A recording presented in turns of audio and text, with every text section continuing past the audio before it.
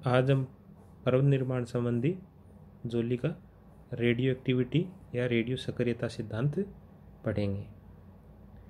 जोली ने अपने सिद्धांत का प्रतिपादन सन 1925 में किया था। इसके अंतर्गत जोली ने पृथ्वी की आंतरिक संरचना के ऊपरी तथा निचले भाग में की रासायनिक संरचना में एक मूलभूत अंतर बताया। जोली के अनुसार जो पृथ्वी की जो सतह का भाग है या जो ऊपरी भाग है वो मुख्यतः महाद्वीपीय भाग है, जिसे हम क्रस्ट के नाम से जानते हैं। वो अपेक्षाकृत हल्के पदार्थों जैसे सिलिका तथा एल्यूमिनियम यानी सियाल से बना है। वहीं जो गहराई वाला भाग है या जो महासागरीय तली का भाग है, जिसे अधस्तर के नाम से जानते हैं, वह सिलिका मैग्नीशियम अर्थात सीमा जैसे अपेक्षाकृत भारी पदार्थों से बना है। जोली के अनुसार जो सियाल है उसका घनत्व है 2.67 तथा जो सीमा है उसका घनत्व है 3 है। महाद्वीपों का जो ऊपरी भाग है या सियाल है उसमें जो रेडियो सक्रिय पदार्थ हैं उनकी अधिकता पाई जाती है, लेकिन कंडक्शन तथा रेडिएशन जैसी प्रक्रियाओं के कारण इनसे निरंतर ऊष्मा का क्षय होता रहता है।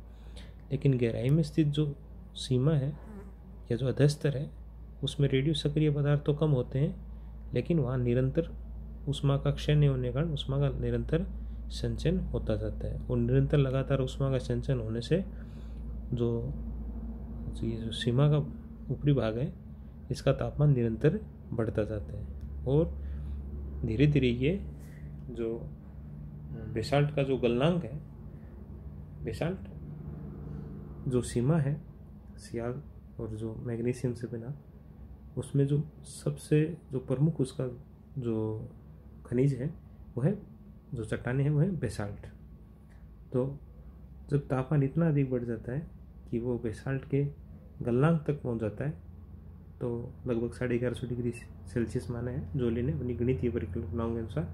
तो उस समय जो बेसाल्ट और सीमा पिघल जाती है। और इसके पश्चात जोली ने 2 प्रकार की अवस्थाएं मानी। पहली अवस्था है सागरीय अतिक्रमण का काल।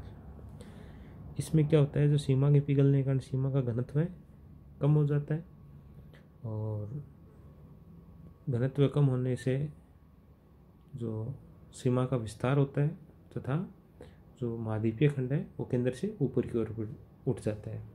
साथ ही जो पिघलने के कारण जो सीमा का जो घनत्व है वो कम हो जाता है और जिस कारण जो सियाल के जो किनारे वाले भाग हैं अर्थात जो महाद्वीपीय भाग के किनारे हैं उसमें डूबने लगते हैं। उससे क्या होता है, उन किनारों वाले भाग पे सागरीय जल का अतिक्रमण हो जाता है और इससे जो जलमग्न जो ये महाद्वीपीय किनारे वाले भाग हैं इनमें धीरे धीरे तलछटों का निक्षेप होता रहता है और भूसन्नति या जियो सिंक्लाइन का निर्माण होता है। ये है सागरीय अतिक्रमण का काल या पीरियड ऑफ ट्रांसग्रेशनल सी। फिर जो दूसरा काल है उसको सागरीय निवर्तन का काल या पीरियड ऑफ रिग्रेशनल सी के नाम से जाना जाता है। इसमें क्या होता है, जब सीमा के पिघल जाने के कारण सियाल जब उस पर तैर रहा होता है तो जो ज्वारीय बल है उसके कारण जो सियाल या महाद्वीप है उनका पश्चिम की ओर विस्थापन होता है।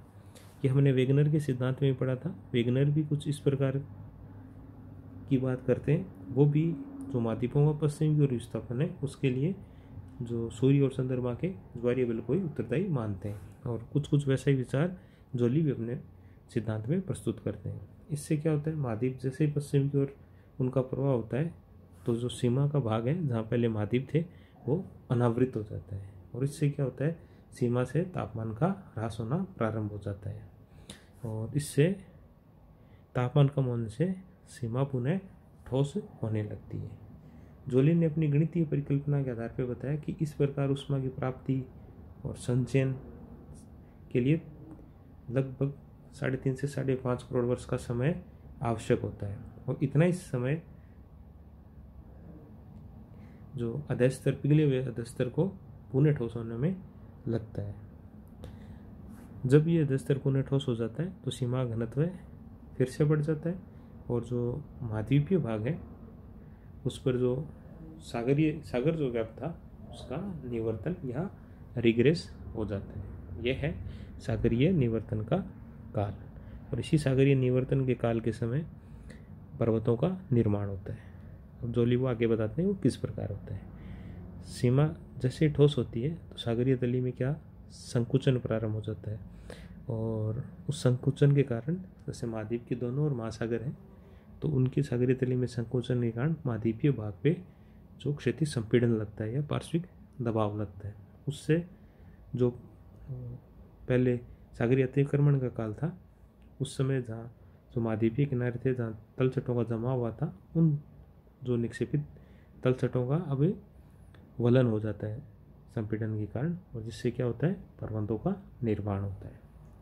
पर्वतों का निर्माण होने के साथ साथ इनका उत्थापन भी होता है अर्थात पर्वतों का ऊपर उठना भी जारी रहता है। इसके लिए जोली ने बताया कि जैसे ही सीमा के ठोस होने पर उसका घनत्व बढ़ता है तो महाद्वीपों की ऊंचाई बढ़ने लगती है और उसके कारण ऊर्ध्वाधर गति होती है और पर्वत ऊपर की ओर उठ जाते हैं। ये है जोली का रेडियो एक्टिविटी या रेडियो सक्रियता सिद्धांत। अब जोली के सिद्धांत के बारे में एक बात कही जाती है कि इनका जो सिद्धांत है वो एक प्रकार से एक स्थलाकृति की कहानी है, न कि एक प्रकार का सिद्धांत। इनमें अनेक दोष पाए जाते हैं। सबसे पहला यही है कि जोली के अगर सिद्धांत को देखें तो इनके अनुसार महाद्वीप के दोनों किनारों पे पर्वत होने चाहिए, लेकिन अगर वास्तव में पर्वतों का वितरण देखें तो ऐसा नहीं पाया जाता है। दूसरा, जोली के अनुसार दो जो पर्वत निर्माण के काल हैं उनके मध्य समान अवधि होनी चाहिए, जो कि अगर जोली की गणितीय परिकल्पना देखें उसके हिसाब से लगभग 3.5 से 5.5 करोड़ वर्ष होनी चाहिए, लेकिन वास्तव में ऐसा है नहीं।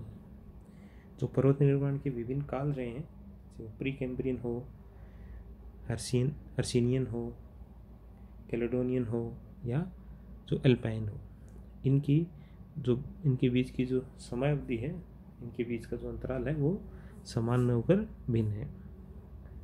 तीसरा, सीमा का बार बार तरल और ठोस होना एक गलत तथ्य है। सीमा अर्थात अगर जो मेंटल का जो ऊपरी भाग माने, जो कि वो कहते हैं सिलिका और मैग्नीशियम जैसे पदार्थों से बना, वो तरल होता है ना कि ठोस।